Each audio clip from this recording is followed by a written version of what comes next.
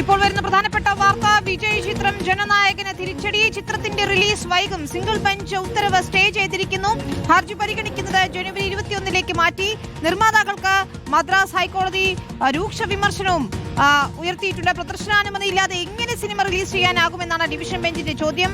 Sensor ബോർഡിനെ സമ്മർദ്ദത്തിലാക്കരുത് എന്നാണ് മദ്രാസ് ഹൈക്കോടതി division bench ഇപ്പോൾ നിരീക്ഷിക്കുന്നത്. ശ്യാം ദേവരാജാണ് ചേരുന്നത്. ശ്യാം, റിലീസ് വൈകുമെന്ന് ഉറപ്പായിരിക്കുന്നു.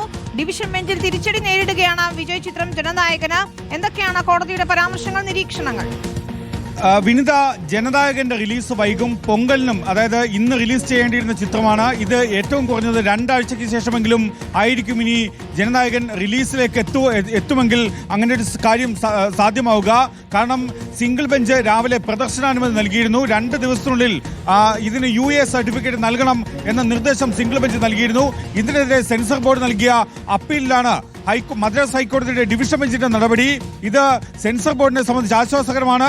വിജയിയെ സംബന്ധിച്ച്, ഒപ്പം സിനിമയുടെ നിർമ്മാതാക്കളെ സംബന്ധിച്ച്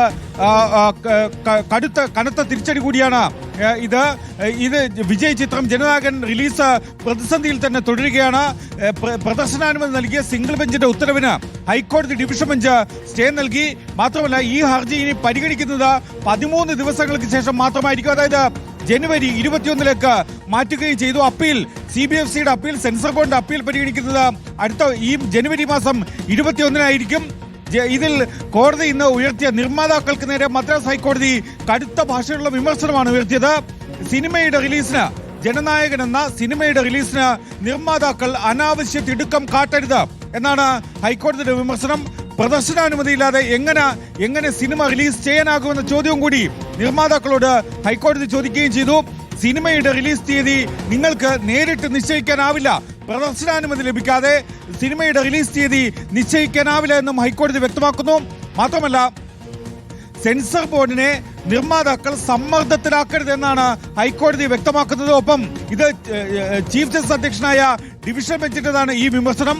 പ്രദർശനാനുമതിയിൽ തീരുമാനമെടുക്കാൻ സെൻസർ ബോർഡിന് 15 ദിവസം വരെ സമയമുണ്ടെന്ന് ഹൈക്കോടതി ഡിവിഷൻ ബെഞ്ച് നിരീക്ഷിക്കുന്നു. അങ്ങനെ ഒരു സമയം ഉള്ളപ്പോഴാണ്, സാവകാശം ഉള്ളപ്പോഴാണ് അടിയന്തരമായി തിടുക്കപ്പെട്ട് പ്രദർശനാനുമതി നൽകിയില്ല എന്ന് പറഞ്ഞ് നിർമ്മാതാക്കൾ ഹൈക്കോടതി സിംഗിൾ ബെഞ്ചിനെ സമീപിക്കുന്നത്. നിർമ്മാതാക്കൾ സെൻസർ ബോർഡിന്റെ അവസാന തീരുമാനത്തിനായി കാത്തിരിക്കണമായിരുന്നു. പ്രദർശനാനുമതിയിൽ അടിയന്തരമായി തീരുമാനം എടുക്കേണ്ടതില്ല എന്ന് കൂടി ഹൈക്കോടതി ഡിവിഷൻ ബെഞ്ച് വ്യക്തമാക്കുകയാണ്. ഒപ്പം 2 ദിവസത്തിനകം ജനനായകന് പ്രദർശനാനുമതി സർട്ടിഫിക്കറ്റ് നൽകണമെന്ന സിംഗിൾ ബെഞ്ച് ഉത്തരവ് നടപ്പാക്കുന്നത് ഡിവിഷൻ ബെഞ്ച് തടയുകയും ചെയ്തു.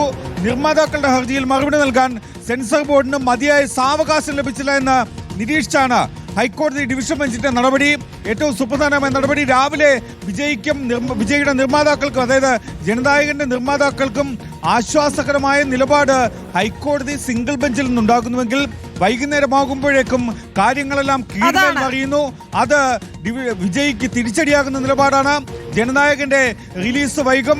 അത് ഏറ്റവും കുറഞ്ഞത് ഇനി ഇതിൽ നിർമ്മാതാക്കളുടെ മറുപടി കൂടി ലഭിച്ച ശേഷം ജനുവരി മാസം 21 ഈ ഹർജി ഹൈക്കോടതി പരിഗണിക്കുകയും ചെയ്യുക. നിർമ്മാതാക്കൾ അനാവശ്യമായ തിടുക്കം കാട്ടരുത്.